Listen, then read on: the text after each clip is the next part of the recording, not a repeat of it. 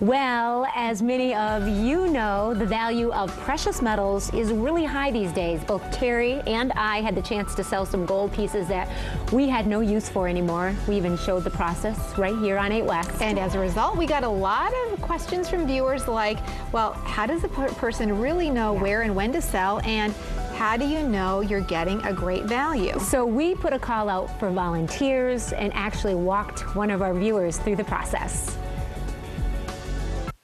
We are inside the Gold and Silver Exchange with one of our 8West viewers, Patty Podine of Grand Rapids. Hello. Patty, you really want to find the value of some precious metals. Why don't you tell us what you have here?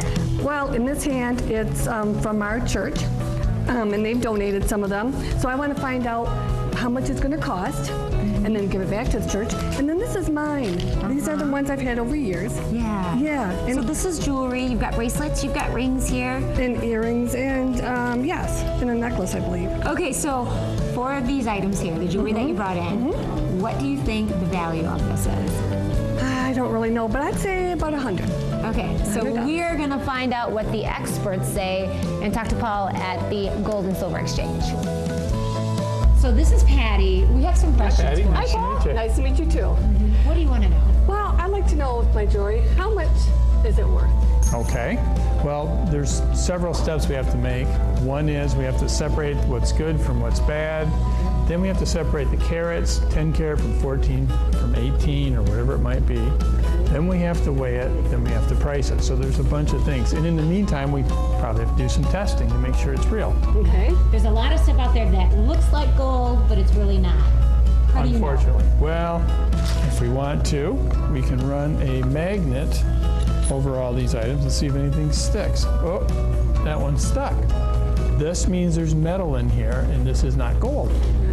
Okay. So instantly we can say, sorry, that one's not good. Step two is we then got to say, okay, is it 10 carat, 14 carat, what kind of gold is it, if at all? So we look through here, this one states it's 14 carat. Now, what we want to do is test it. So how we test it is, the first initial thing is a scratch test, what we call a scratch test. And then what we do is we go to our little bottle of 14 karat gold acid, and if the gold disappears underneath this acid, then it's not gold. But if you can still see the gold through it, then it's 14 karat. Now, if it's a super thick piece, like this bracelet, we have to get a little bit deeper than just the surface. So what we do is we take one of these drills and we make it, may I make a little scratch on it? Yes, you may. And we will scratch right into this bracelet, getting below the surface. Then we put the acid on here. Now, if it turns colors, or if it greens and bubbles, or does anything at all, it's not 14 karat. How do I know where to bring my jewelry to? What kind of places? I've even seen them in the liquor stores that says we buy gold. Right. Yeah, it's kind of frustrating for us too, because we go to the gas station, there's a guy buying gold. Anybody can buy gold. The question is, for how much? That's the question. And you can't say jewelers are worse than we are, or we're worse than jewelers are. It just depends on the individuals. Some of them don't buy gold at all. So trying to be consistent and trying to have an image where you have places that have dancers out there, in front of their stores with signs, those type of things tend to demean the business, but there are legitimate places out there.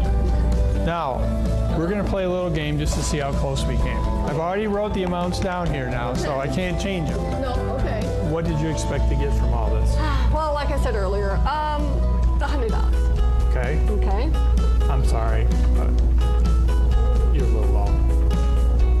I'm low? Yes. That's a good thing. Oh Yes. my gosh, okay. Let's just put it that way, this way. The church got $101. Oh, they're gonna love you. Okay, that's 101. And Okay. you got $542.70. Oh, Wow. Oh, I love this. Please, I want to give it all to you. No, as I sell it. Yeah, that's true. That's true. But yes, well, I appreciate it. I really do.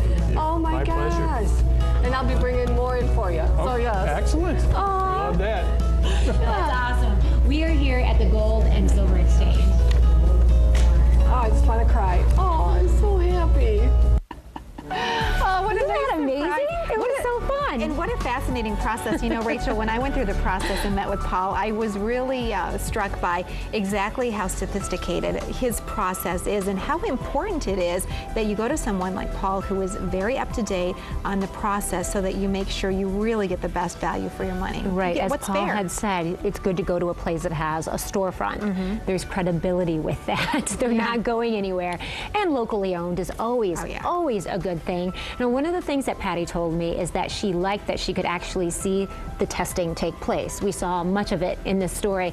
It allowed her to ask questions during the process too, and not all places are like that. Some stores just take your things in a back room, they do what Paul did, and then they come back to you, who has to wait behind the counter, as they determine the value and tell you what your stuff is worth. It's just a little bit unsettling. And you have to actually take a big leap of faith and trust the person has the expertise and they're not pulling any funny business. That's what I really liked about meeting with Paul, and I was very happy with what I received, and I know you are living a much healthier life thanks to Paul. I am. I had some things that were just kind of sitting in jewelry boxes for over 10 years, took them in, and I was able to buy my Vitamix mix, which I use every day. Yeah, a great I mean, just investment. talk about how great that turned out. That's right. Trade one treasure for the other. The Gold and Silver Exchange has 3 locations on Woodland Mall Drive in Kentwood, in Jenison at Cottonwood and Baldwin, and you can also find them inside the Meyer store in Greenville. Easy to find location. Makes me want to find some more things. I know, Maybe me I too. don't use. Digging through A the little jewelry inspiring. box. Sounds like a great idea. So don't go away. We got a lot of 8West to come.